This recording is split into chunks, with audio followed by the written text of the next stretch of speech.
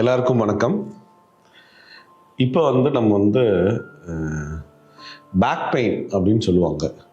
எங்கேயும் கீழ் உழுகலை, அடிப்படலை, வீட்டில் சும்மா தான் இருக்கிறேன், ஆஃபீஸில் எனக்கு கம்ஃபர்ட்டாக தான் சேரில் உட்காந்துருக்கிறேன், ஆனால் எனக்கு பயங்கரமாக பேக் பெயின் ஆகுது, எனக்கு முதுகு வலிக்குது, இடுப்பு வலிக்குது, கை கால் வலிக்குது அப்படின்னு சொல்லுவாங்க. ஸோ எதுவுமே இல்லாமல் ஏன் இப்படி பேக் பெயின் வருது அப்படின்னா, இப்போ ஆண்கள் எல்லாருமே பர்ஸு நல்ல மொத்தமான ஒரு பர்ஸ் எடுத்து பிக் பாக்கெட்டில் வச்சுருப்பாங்க. அதில் சொருகி வைக்கும்போது ஈக்குவலாக இருக்க வேண்டிய அந்த இடுப்பு ஒரு சைடு மேலே ஏறி அழுத்தி இருக்கும். இது ஒரு நாள் 2 நாள்லாம் இருக்காது, பல காலமாக அப்படி வச்சுருப்பாங்க. ஸோ இயல்பாகவே அவங்களுடைய சாக்ரம் சொல்லக்கூடிய அந்த இடுப்பில் இருக்கிற அந்த எலும்பு கொஞ்சம் ட்விஸ்ட் ஆகிக்கும். அது ஒரு காரணமாக இருக்கலாம், பேக் பெயின் வர்றதுக்கு ஒரு காரணமாக இருக்கலாம்.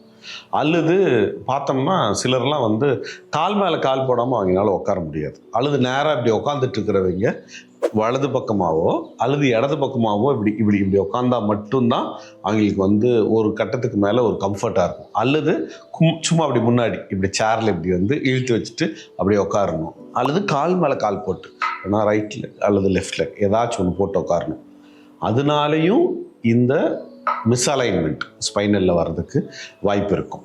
அதுக்கு அடுத்தது ரொம்ப நேரமாக நின்று வேலை செய்கிறவங்க, அது வீட்லேயா இருக்கட்டும், கிச்சனில் வேலை செய்கிறாங்க, அல்லது கடைகள்லையோ அல்லது வேலை தளத்தில் எங்கே நின்றுட்டு வேலை செஞ்சாலுமே 2 காலில் நின்று வேலை செய்கிறதுக்கு பதிலாக கால் கொஞ்சம் ஓஞ்சு போயிடுச்சு அப்படிங்கிறதுனால ஒரு காலில் அதிக லோடு எடுத்துகிட்டு வேலை செய்வாங்க, ஒரு கால் சும்மா நிற்கும். அப்படிங்கிற டைமு ஒட்டு மொத்தமாக அந்த இடுப்பு நேராக நிற்க வேண்டியது 2 காலில் ஒரு கால் லோடு கொடுக்கறதுனால கொஞ்சம் மேலே ஏறுறதுனாலையும் அப்படி பேக் பெயின் வரலாம். இந்த பேக் பெயின் எந்த இடத்துக்கு கொண்டு போயிடும் அப்படின்னு சொல்லி பார்த்தோம்னா, டிஸ்க் ப்ரொலாப்ஸோ அல்லது டிஸ்க் பல்ஜியோ அப்படிங்கிறது சயாட்டிக் பெயினோ ஏதோ ஒன்றில் கொண்டு வரும். எங்கேயும் விழுகலை, எதுவுமே நடக்கலை, சும்மா தான் இருக்கிறேன் அப்படின்னு சொல்லுவாங்க. இவங்களுக்கு எல்லாத்துக்குமே இந்த மாதிரியான சிக்கல்கள் வர்றதுக்கு அடிப்படை காரணம் நான் சொன்ன 3 விஷயங்கள் தான். இது ஒவ்வொன்றா நம்ம எப்படி அதை சரி செய்யலாம் அப்படிங்கிறப்போ, இந்த மிஸ்அலைன்மெண்ட்டை எப்படி நம்மளால் சரி செஞ்சுக்க முடியும்னா, பிக் பாக்கெட்டில் நம்ம பர்ஸ் வைக்கிறத தயவுசெய்து எடுத்துருங்க. இனிமேல் பிக் பாக்கெட்டில் பர்ஸ் வைக்காதீங்க. ஒருவேளை வச்சதில் மிஸ்அலைன்மெண்ட் ஆயிடுச்சுன்னா அது எப்படி சரி செய்யலாம் அப்படின்ட்டு நான் ஒரு எக்ஸசைஸ் சொல்லி கொடுக்குறேன். அந்த எக்ஸசைஸை ஃபாலோ பண்ணுங்கள், உறுதியாக கம்மியாகும்.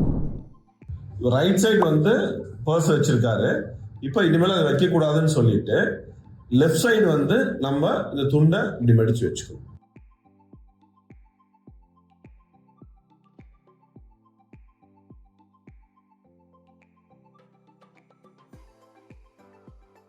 இது வச்சா அவங்களுக்கு கொஞ்சம் வலிக்கிற மாதிரி இருக்கும். ஜஸ்ட் ஒரு 3 to 5 minutes கவுண்ட் பண்ணிட்டு அலாரம் வச்சுட்டு உட்காந்துக்குங்க. 5 நிமிஷம் போதும் ஒரு நாளைக்கு, 3 to 5 நிமிஷம். இது வெறும் ஒரு 1 week மட்டும் செய்யுங்க. இந்த அலைன்மெண்ட் செட் ஆயிக்கும். இந்த காலோட உயரம் பெருவரல் பாத்தீங்கன்னா இந்த விரலுக்கும் இந்த விரலுக்கும் இருக்கிற இந்த உயரம் பார்க்க முடியும். இடுப்பெலும்பு மாறி இருந்தா இந்த உயரம் மேலையும் கீழையுமா இருக்கும். 1. 2வது 2 பாதத்துல நம்ம பார்க்கும்போது ஒரு பாதம் வெளியே இருக்குது, ஒரு பாதம் உள்ள தள்ளி இருக்கு. அப்பனா இவர் நடக்கும்போது ஒரு செருப்பு மட்டும் தானா தேயும் அப்படின்னு வச்சுக்குவோம். ஒரு செருப்பு தான் அதிகமா தேயும், 1 சைடு தேயும்.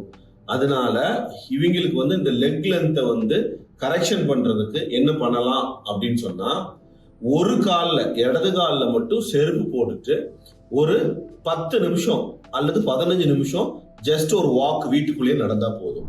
அப்போது இந்த இடுப்பு உயரம் கம்மியாக ஜாஸ்தியாக இருக்கிறத நம்மளால் அதை சரி செய்ய முடியும். ஒருவேளை நான் சொல்கிற எக்ஸசைஸில் கம்மி ஆகலை அப்படின்னா, பெரும்பான்மையும் கம்மி ஆகிடணும். கம்மி ஆகலை அப்படின்னா நிராசை வாங்க. போன் அலைன்மெண்ட் தெரப்பின்னு ஒன்று இருக்குது, பேட் போன் அலைன்மெண்ட் தெரப்பி. அதில் நம்ம உறுதியாக செய்யலாம்.